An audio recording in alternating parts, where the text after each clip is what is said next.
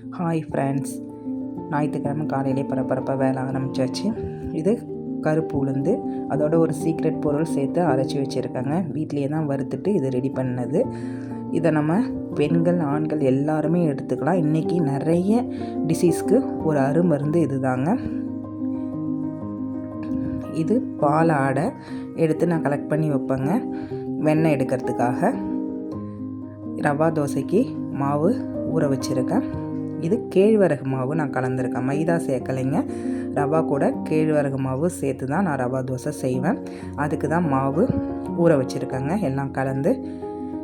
இதுக்கு தேவையான வெங்காயம், பச்சை மிளகா, இஞ்சி இதெல்லாம் கட் பண்ணணும், அதெல்லாம் எடுத்து வச்சுட்டேன். இப்போ நம்ம பார்த்தோம் இல்லைங்களா ஒரு மாவு, அதை வச்சு தான் களி செஞ்சுருக்கேங்க. இது ஆஸ் யூஷுவல் களி கிடையாது, கொஞ்சம் டிஃப்ரெண்ட்டானது. எனக்கு energy tonic line date syrup தாங்க கலந்தேன். அதை இப்போ தான் குடிக்க போகிறேன். இவ்வளோ வேலையை முடிச்சுட்டு இப்போ தாங்க இதை எடுத்துக்க போகிறேன். நீங்கள் என்ன சண்டே ப்ரிப்ரேஷன் செஞ்சீங்க அப்படின்னு எனக்கு சொல்லுங்கள்.